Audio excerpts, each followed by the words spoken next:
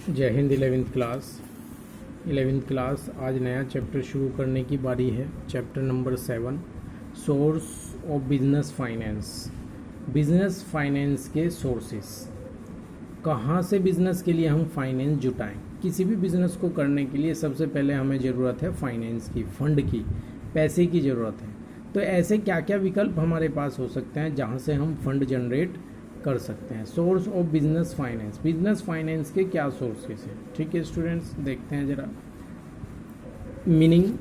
Business finance refer to business finance refer to capital funds and credit funds invested in the business, यानी कि business में invest किए गए पैसे को बिजनेस फाइनेंस कहा जाता है। Financing means making money available when it is needed. Finance का मतलब है कि जब भी पैसे की ज़रूरत हो उसको अवेलेबल बनाना। बिजनेस फाइनेंस में भी डिफाइंड एज, बिजनेस फाइनेंस को ऐसे भी डिफाइन किया जा सकता है,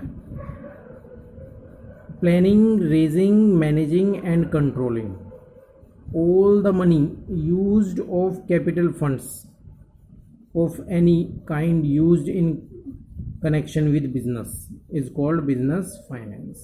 ठीक है स्टूडेंट्स, आगे बढ़ते हैं। ये तो हुआ मीनिंग ऑफ बिजनेस फाइनेंस। आगे बात करते हैं nature and significance of business finance. Nature and significance of business finance. No one can start a business or run an enterprises without adequate funds. बिना पर्याप्त पैसे के कोई भी बिजनेसमैन अपने बिजनेस को रन नहीं कर सकता है। Every business require some money to start which is called initial capital. प्रत्येक व्यक्ति को बिजनेस शुरू करने के लिए पैसे की आवश्यकता होती है, जिसको इनिशियल कैपिटल बोलते हैं। The amount of capital required depends upon the nature and size of the business. पैसे की ज़रूरत कितनी है ये पता चलता है बिजनेस के नेचर और उसके साइज़ पर। छोटा बिजनेस है तो कम पैसा चाहिएगा, बड़ा बिजनेस है तो पैसा ज़्यादा चाहिएगा। Business enterprises requires capital and finance for the following purpose. Following purpose के लिए बिजनेस एंटरप्राइजेज को कैपिटल और फाइनेंस की आवश्यकता है। While starting a business, finance is required to procedure fixed assets and also for meeting day to day expense. बिजनेस शुरू करने के लिए हमें फाइनेंस की ज़रूरत है, फिक्स्ड एसेट्स खरीदने के लिए और अपने रोज़मर्रा के खर्चों को पूरा करने के लिए। दूसरा, to meet the working capital requirement when production process is lengthy. अगर प्रोडक्शन प्रोसेस लेंथी है तो वर्किंग कैपिटल की कमी को पूरा करने के लिए हमें रिक्वायर्ड है फाइनेंस की, हमें तब भी फाइनेंस की आवश्यकता पड़ती है। आगे बढ़ते हैं। To finance the growth and expansion project of the company. तीसरा पॉइंट है to finance the growth and expansion project of the company. Finance के माध्यम से ही किसी भी ऑर्गेनाइजेशन की ग्रोथ और उसका एक्सपेंशन प्रोजेक्ट संभव है।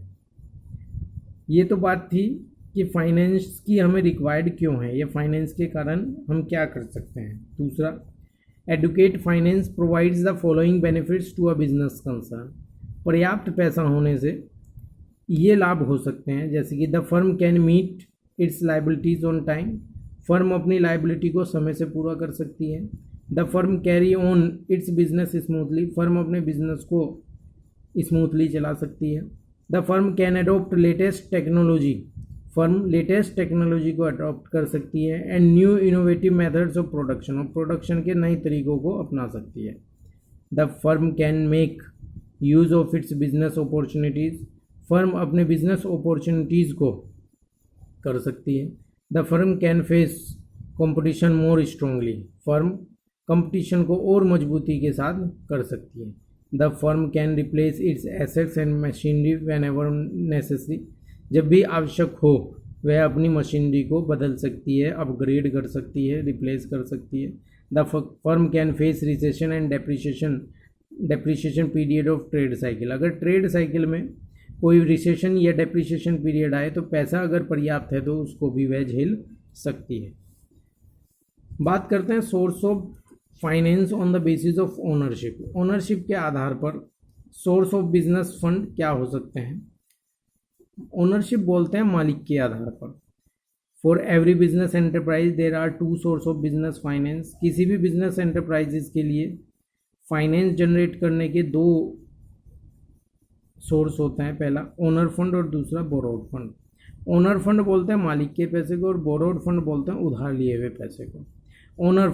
Owner fund refer to the funds contributed by owners as well as the accumulated profit of the company, यानी कि ओनर फंड बोलते हैं मालिक के द्वारा इन्वेस्ट किया गया पैसे को या अनडिस्ट्रीब्यूटेड प्रॉफिट को। एक्यूमुलेटेड प्रॉफिट किसको कहेंगे स्टूडेंट्स? अनडिस्ट्रीब्यूटेड प्रॉफिट को।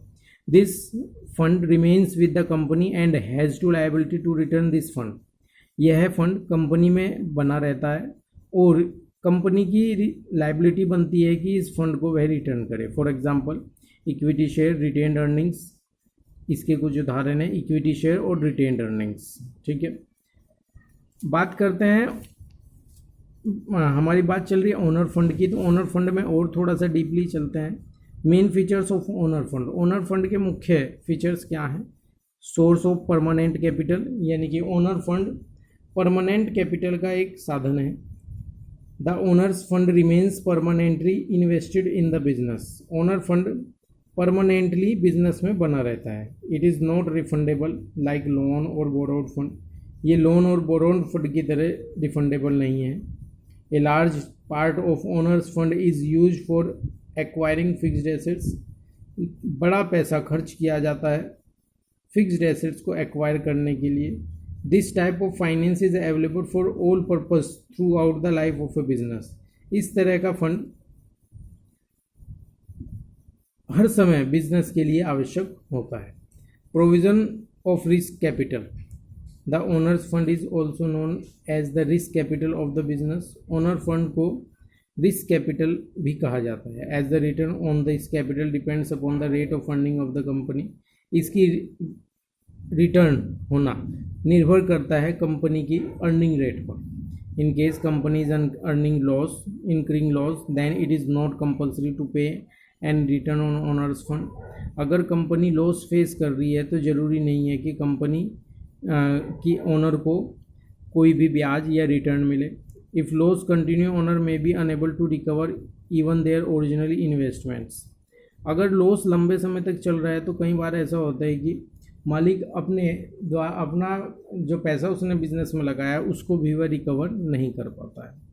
इन times of prosperity high level of return in given on owners fund, लेकिन अगर ज़्यादा प्रॉफिट होता है तो प्रॉफिट में बड़ा हिस्सा भी ओनर को मिलता है। The return on owners fund varies with the profit earning of the company, company की प्रॉफिट अर्निंग पर डिपेंड करता है। That is why it is called risk capital, यही कारण है इसको क्या कहा जाता है? रिस्क कैपिटल कहा जाता है। यही कारण है कि इसको रिस्क कैपिटल कहा जाता है। आगे बढ़ते हैं। No security required, no security has to be offered against ownership capital, ownership capital के लिए कोई भी सिक्योरिटी की आवश्यकता नहीं होती है। ठीक है स्टूडेंट, नंबर 4 आ जाता है source of owner's fund. Source of owner fund, owner fund के सोर्स क्या हैं? The owner fund comprise of share capital, owner fund के सोर्स शेयर कैपिटल है, रिटेन्ड अर्निंग्स है, एक्यूमुलेटेड प्रॉफिट्स हैं। रिटेन्ड अर्निंग को ही एक्यूमुलेटेड प्रॉफिट्स बोलते हैं और एक्यूमुलेटेड प्रॉफिट्स का मतलब होता है अनडिस्ट्रीब्यूटेड प्रॉफिट, अनडिस्ट्रीब्यूटेड प्रॉफिट। ये तो बात थी ओनर फंड की। अब बात करते हैं बोरोड फंड की। बोरोड का मतलब ही उधार लिया हुआ पैसा है, यानी कि जब हम उधार पैसा लेकर अपना बिजनेस रन करते हैं तो उसको बोरोड फंड बोलते हैं। Borrowed fund refers to the borrowing of the firm, it includes all funds available by way of loans और क्रेडिट, यानी कि ऐसा पैसा जो बोरो किया गया है, उधार लिया गया है, जैसे कि लोन लिया गया है या किसी क्रेडिट उधार लिया गया है। Features of borrowed fund capital, borrowed fund capital के कुछ फीचर्स हैं जैसे कि fix time, borrowed fund capital fix time में वापस किया जाता है। The borrowed fund is raised by business firms for specified periods, borrowed fund specified periods के लिए होता है। दीज फंड्स में be raised for short term, medium term और लॉन्ग टर्म, ये funds short term, medium term और long term के लिए हो सकते हैं। Security, generally firms can get borrowed fund against the securities of assets, आमतौर पर अगर हमें बोरोड फंड चाहिए तो उसके लिए हमें कुछ सिक्योरिटी रखनी पड़ती है, सिक्योरिटी देनी पड़ती है, जैसे कि security of assets. Banks and financial institutions offer loans on different terms against the security of assets.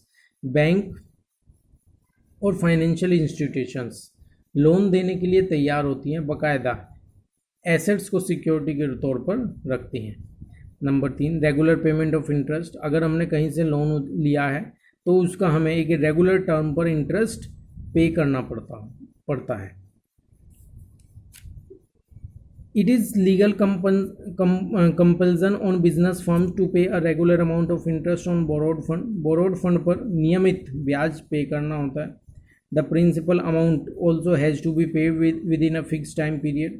एक फिक्स टाइम पीरियड में प्रिंसिपल अमाउंट के साथ साथ ब्याज भी रेगुलर हमें पेड करना पड़ता रहता है। The payment of interest as well as principal amount is a legal liability of a company irrespective of its earnings. ठीक है, यानी कि ये फर्म की लायबिलिटी है, कंपनी की लायबिलिटी है कि उसको लोन के साथ साथ ब्याज भी देना होगा। Control. The borrowed fund security holder do not get the right to control and manage the activities of business firm. They have the right to sue the firm in case there is difficulty in payment of interest and repayment of loan. अगर firm अपने loan को, लिए हुए loan को repay या ब्याज का भुगतान नहीं कर पाती है तो एसेट्स के ऊपर फाइनेंशियल इंस्टीट्यूशन या बैंक का होल्ड हो जाता है। Number 5, source of borrowed fund. Borrowed fund के क्या सोर्स हैं? Source of borrowed fund are debentures. Borrowed fund के उदाहरण हैं डिबेंचर्स। बोरोड फंड के उदाहरण हैं loan, borrowed loan from commercial banks, loan from financial institutions, public deposits, inter corporates deposits, trade credit ETC. ये कुछ बोरोड फंड के उदाहरण हैं। ठीक है स्टूडेंट्स, आज का ये आपका टॉपिक था, बड़ा इम्पोर्टेंट टॉपिक था क्योंकि बिजनेस चलाने के लिए हमें फाइनेंस की आवश्यकता होती है। इस फाइनेंस को हम कैसे जनरेट करें, मीनिंग हमने सीखा कि फाइनेंस का मतलब क्या है।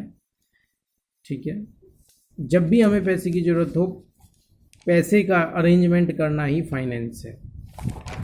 हमने पढ़ा nature and significance of business finance कि अगर किसी ऑर्गेनाइजेशन को फाइनेंस की आवश्यकता क्यों पड़ती है, अगर किसी ऑर्गेनाइजेशन के पास एडिक्वेट फाइनेंस है तो उसको क्या लाभ हो सकते हैं, क्या बेनिफिट होते हैं। हमने पढ़ा ओनरशिप के बेस पर फाइनेंस दो तरह का होता है, फंड दो तरह का होता है, ओनर फंड या बोरोड फंड। मालिक के पैसे को ओनर फंड और बोरोड फंड, उधार लिए हुए पैसे को बोरोड फंड बोलते हैं। Main features of owner fund हमने पढ़ी। ओनर फंड के मुख्य फीचर्स क्या हैं?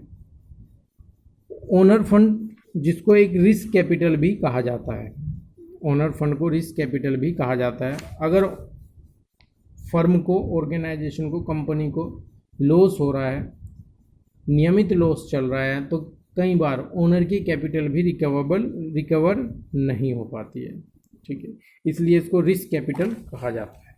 बोरोड फंड, जब हम पैसा उधार लेते हैं तो उसको बोरोड फंड कहते हैं। इसकी कुछ फीचर्स होते हैं। बोरोड फंड हम बैंक से ले सकते हैं, डिबेंचर इशू करके ले सकते हैं, इंटर कॉर्पोरेट के द्वारा ले सकते हैं, डिपॉजिट्स के द्वारा, ट्रेड क्रेडिट के द्वारा ले सकते हैं। इसके कुछ फीचर्स जो हैं वो ये हैं कि फ़िक्स टाइम पे ये पे करना होता है।